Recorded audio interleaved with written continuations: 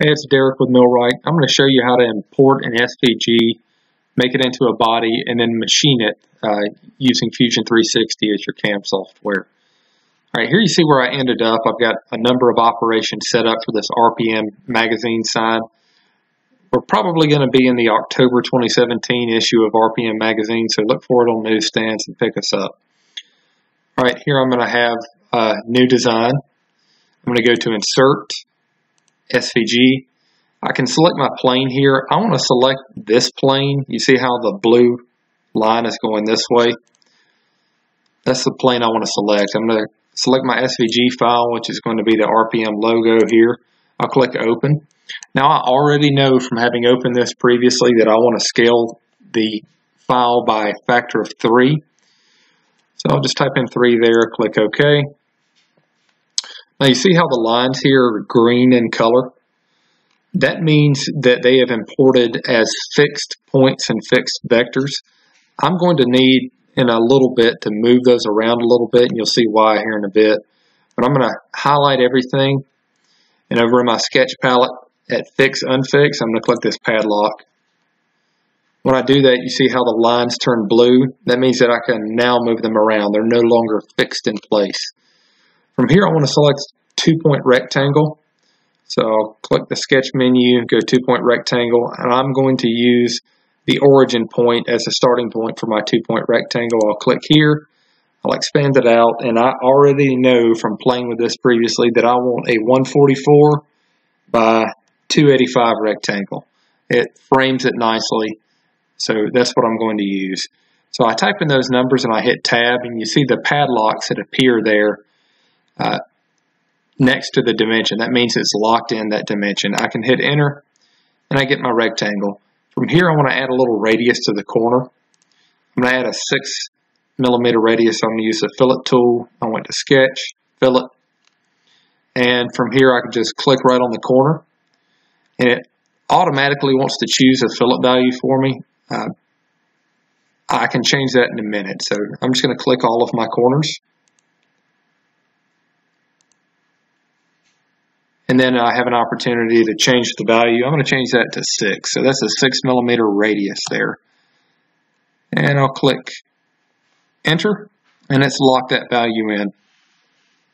Here I want to zoom in and show you guys something that's going to be a problem. I already know that the smallest tool I want to use is a 1/16 inch end mill. Now a 1/16 inch end mill has a 1.58 and some change millimeter diameter. Now I'm in millimeters, so that's why I'm talking millimeters to you here for a 1/16 inch end mill. Some of these features here, if I want to pocket this out, some of these features aren't going to be machinable with a 1/16 inch end mill. So I can use my Inspect tool to measure. So I'm going to click on this point here and then this point here. That's 1.48 millimeters. A 1/16 inch end mill, as it moves along here, if you follow my cursor, it can't get in there. So when you tell it to pocket, it's going to come up to here and it's going to stop. I could use a smaller end mill, but I really don't want to use anything smaller than a 1/16. So I'm going to go ahead and change all those features that wouldn't be machinable now. So I'll do that by just clicking. I'm going to close out the measure tool. I'm going to click here. I'm just going to move it a little bit. I want to kind of stay true to the graphic as RPM magazine gave it to me, so I'm not going to move it drastically where you really won't be able to tell a difference here. But it is going to make it where it's machinable. So let me come back to my Inspect tool. Here to here is 1.62 millimeters. That's okay because the 1/16 inch end mill is 1.587 millimeters. So that'll be machinable. Now I wouldn't want to make that dead on 1.58 because I want to leave a little bit for a finishing pass. In fact, I might even open that up a little bit more here. I'll do that by just clicking it and dragging it just a little bit. I want to zoom out to make sure it didn't blow out anything else with the graphic. Here I see a little issue where the graphic didn't come in perfectly, so I'm just going to take and just move that over a little bit to make it where it's not going to put a little ridge unnecessarily on the finished product. All right, I know from having looked at this before that there are a couple other issues with this size graphic and a 1.58 millimeter end mill. So I'm going to go ahead and fix all of those the same way. Now, one quick way to tell if you would have a problem here, let me close my measurement tool so I can actually click that point. One way to tell if you have a problem here is to actually go machine it or go set up a pocket operation with that size end mill and see if it actually moves all the way through where it displays, let me show you here, where it displays the toolpath. See if it actually moves all the way through that feature. Now I'm doing this a little bit differently, but here's my toolpath for the 1/16 inch end mill, and you can see where it could actually get in there. If that were closer, you would see maybe the lines come here and come here and stop, and you wouldn't see any kind of toolpath in here where my cursor is indicating because it just can't fit in there. So let me move back to the graphic here. I'm not going to take you through fixing each one of those points, but just know that I had to do that. You could, again, just use a smaller end mill, but I've got a bunch of 1/16 laying around, and it was nothing for me to move the points just a little bit. A couple other things with this graphic, and with really any graphic you'll want to look at whenever you first import it. Kind of zoom in and look for stuff like this. Those are overlapping lines. I want to get rid of those by just going to Sketch, Trim. I'll click those and get rid of it. I'll do the same thing over here. And maybe to make sure that looks the same, I'm going to hit Escape to get off my trim tool. I'm going to select this, and I'm just going to move that back down a little bit. I'm not necessarily looking for my tool to be able to get through there, even though this is now just one entire pocket. You see how it's highlighting there, it's one entire pocket. I'll be okay if it leaves a little sliver there. Alright, so from here, when we have the model, I'm going to hit Stop Sketch. I want to machine this out of a 1/8 inch piece of aluminum. So what I want to do now is extrude this sketch up 1/8 of an inch. That's 3.175 millimeters. So what I'll need to do is click this and then click any interior feature like this. I'm going to hold down my Control key as I click on each one of these features.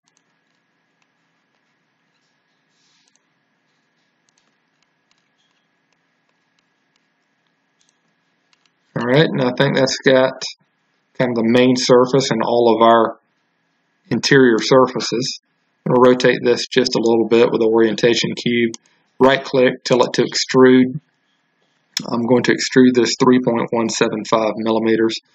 Now just so you know, if you don't want to work in metric like I do, you can go over to document settings here and you can change it to inches.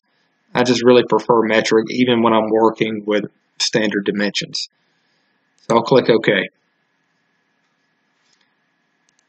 Here you see I've got several different bodies made because I took all of these interior features and I extruded them as well. So like this here is its own body. We're going to go back over to the sketch. Now click this light bulb to make the sketch visible again. And I'm going to extrude these interior parts up again now. Now I know that I want a 1.75 millimeter pocket. So I'm just going to click every single one of these.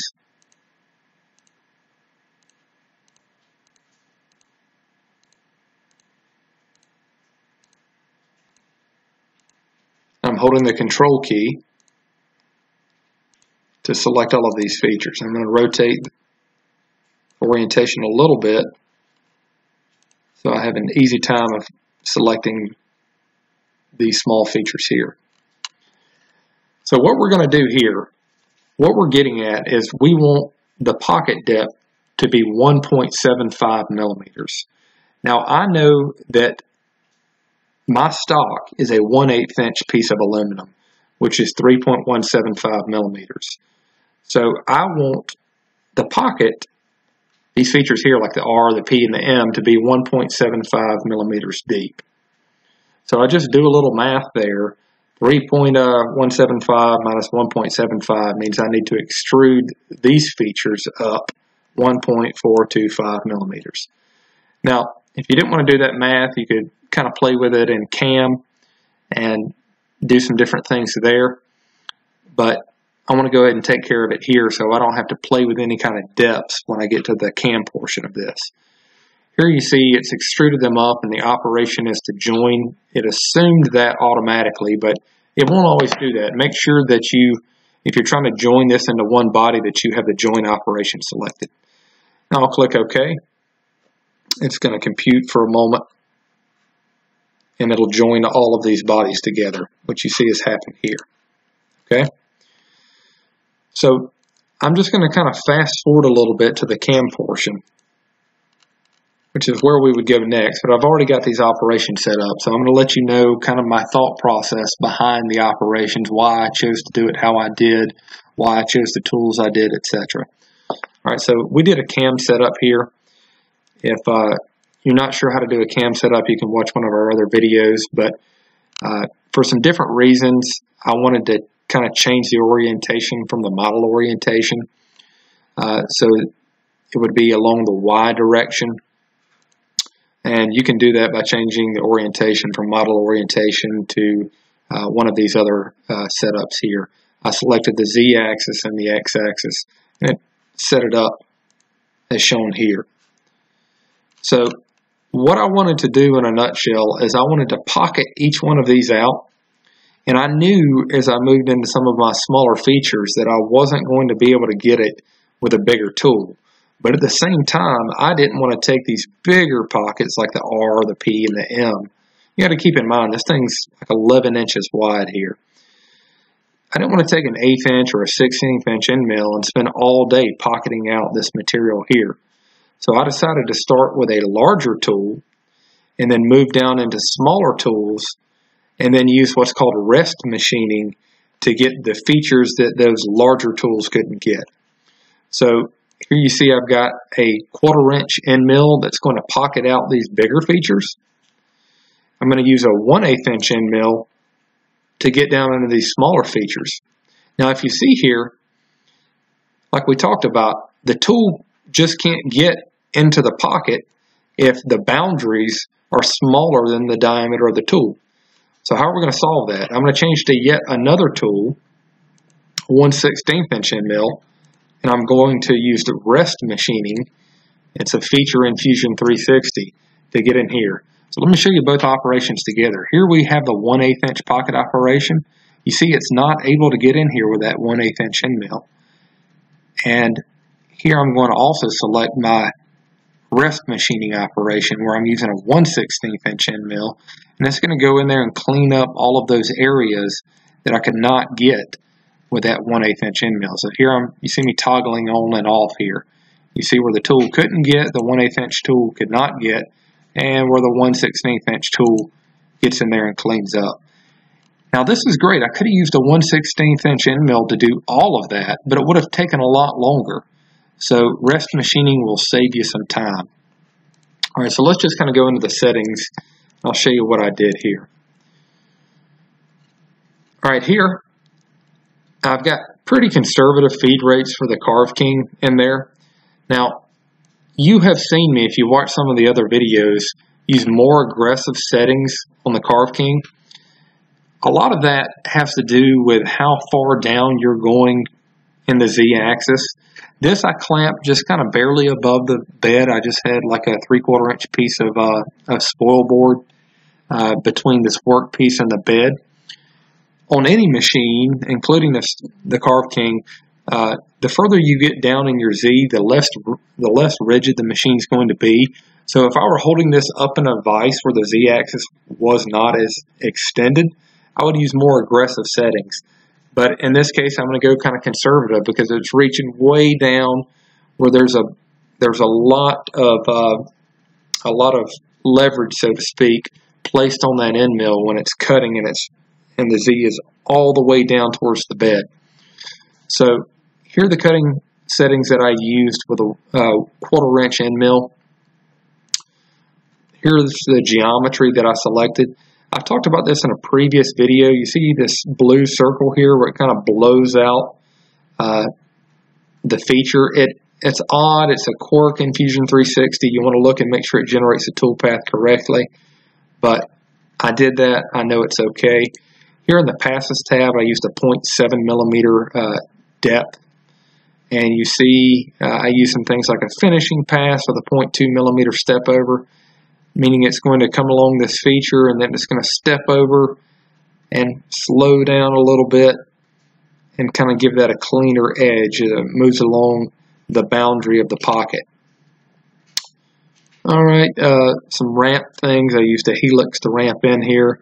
You see it's showing me the differences in some of the ramping methods. I like to use a helix often. Alright, so we'll move on to our next operation here. I pocketed with a 1/8 inch end mill. You see here I sped it up a little bit over the 1/4 inch. I also used a faster RPM. Now if you're using a router or a spindle that's not G-code controlled RPM, you're going to have to set that manually, but I like to actually make it match so it calculates my feet per tooth or my chip load properly so I can make sure I'm about where I want to be. I fed a little faster here because I'm using a 1/8 inch end mill. I don't have as much engagement, so there's not as much force involved. All right, here you see, I'm going to move on to my geometry. You see the pockets that I selected is the www.rpm-mag.com. Moving along to my passes tab, we did a 0.4 millimeter roughing step down. Again, we could have been more aggressive, but we had the Z pretty much at full extension here to machine this out. I also used a finishing pass on this to kind of clean up the boundaries as I moved along. And we still used a helix to get down to depth.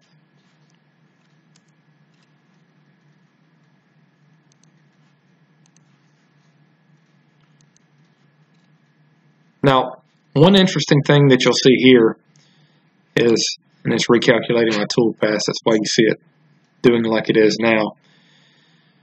I wanted to pocket these small features out with a 1/8 inch end mill. You see, the tool paths aren't where the dots are for the web address, but I went and set up a different pocket operation for that. The reason I did that is because some of the finishing pass settings that I had for these pockets were preventing a tool path from being calculated for these small little features. So I just changed the finishing pass. I think I may have gotten rid of the finishing pass altogether to make sure that my 1/8 inch tool could actually get down in that pocket. Alright, then I moved on to rest machining. Now let me show you how that works here. Let me just move over to the geometry tab, and then we'll go back to our tool setup. Rest machining, you have to do that by clicking this under geometry. And what you're doing is you're telling the CAM software, you're telling Fusion 360, what size tool are you coming behind? So I used a 1/4 inch end mill to machine these pockets here. So a 1/4 inch end mill is 6.35 millimeters. So when I have rest machining selected, what it's going to do is take the tool that I designate here, which is a 1/16 inch end mill. That's just the metric equivalent of a 1/16 inch end mill. It's going to take that tool and it's going to go just where that 1/4 inch tool could not get. So I'll click OK. It's going to calculate for a bit, and you see what it's doing here. Whereas the 1/4 inch tool is, but just because of its diameter, it's not going to be able to make that corner as sharp. If you come in here with a 1/4 inch tool, it's going to sharpen up, or excuse me, the 1/16 inch tool using rest machining, it's going to sharpen that up a little bit. And then it's going to get into some features that wouldn't have been machined, period. Let me show you this G in the word magazine. you see here where it doesn't make a continuous tool path with that 1/4 inch end mill. And that's because if I look at here to here, that's 6.21 millimeters.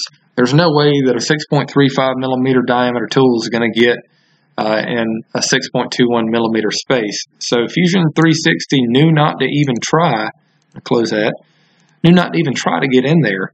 So had we not gone in there with another tool, we would have never machined that G properly. All right, here we did the same thing with a 1/4 inch end mill after the 1/8 inch. So you see we used the 1/8 inch tool to pocket this more quickly than we would have with a 1/16 inch tool by itself, but there were certain features that it could not get between.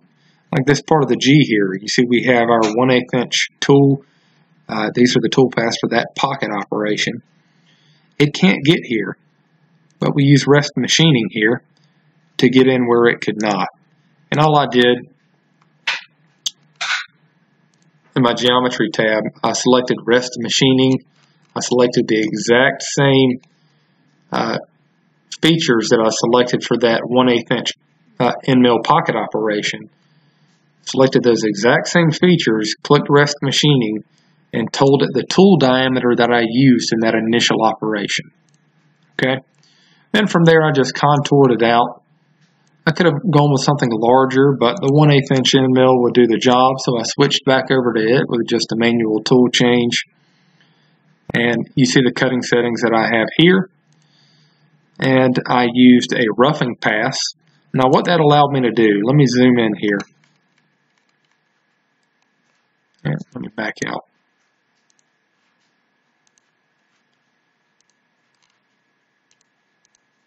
And then we're going to recalculate this tool path because it doesn't want to show it to me now. There we go. You see we're using a roughing pass. So what it's going to do is initially go along this outer tool path. And then it's going to slide inside when it finishes at that depth and do this. That's going to allow you to come up with end up with a nicer edge here. And it has another purpose too. It's going to allow better chip clearance as it moves down further. So I'm doing about a whole tool diameter, what the finished depth is going to be. This is an 1/8 inch stock. I'm using an 1/8 inch end mill. So I just wanted to leave a little extra space to clear chips, and that's what the roughing pass allowed me to do. So let me get back and show you some of the other settings that we have here. I've got a roughing pass at 2.5 millimeters. I'm using multiple depths here at a 0.5 millimeter step down. And you see I chose to ramp it. By default, it's going to use a 2-degree ramp. I could have changed that to something a little more aggressive, but the 2-degree ramp was okay. So just in case you aren't familiar here with post-processing, you need to make sure that you group your tools together if you've got one of our machines that doesn't have an automatic tool changer. So here I used a 1/4 inch end mill. I would want to post-process that individually. And some of the things that you'll need to note is you want to use Gerbil.cps as your post-processor. You want to select G28 as no. You can look at one of our other videos for the purpose of G28. I like to tell people not to set it up just to keep them out of trouble until they get more familiar with using G28. You want to open NC file and editor. When you click post, it's just a random file name. You'll notice whenever this opens up, it's got G54 towards the top here. You want to be careful of that. You can actually designate which work coordinate system Fusion 360 is going to put here in this top line, but to my knowledge, with this particular post-processor, the default settings on this post-processor, you can't suppress that. So just go in there and delete that, and just do something like add a Z-lift to make sure that if you were right at the stock surface that you're not going to traverse in the XY plane with that tool right at the stock surface. I like to start my jobs with the tool already raised above the stock surface, but just in case you didn't think about that, going in there and adding a tool lift before it does anything else will help you out there. You want to hit File, Save there, and then come back to your other tool paths. Now here I'm pocketing with a 1/8 inch end mill. You would want to select those two tool paths together by just clicking one, holding Control, and then clicking the other. You'd post-process that one. You'd come in here and do your rest machining operations that you have with your 1/16 inch tool. You'll post-process that one. And then there's one more tool change in there. Going back to the 1/8 inch end mill, you would want to post-process that. So you would run 4 separate files to do that. Now I could have gotten away with this by just using one tool. I could have used a 1/16 end mill and done the entire job. But it was actually going to be more efficient for me to just take a minute, change the tool out, and run those programs separately. So it would probably be a good idea to set up a work coordinate system using your homing switches. We have another video that shows you how to do that. Since you're using so many different operations, there are 4 operations here for this part, you would definitely want to set up a work coordinate offset versus just using a simple G92 to make sure if you shut the machine down or something goes wrong, you can come back to that one point without kind of guessing where you started.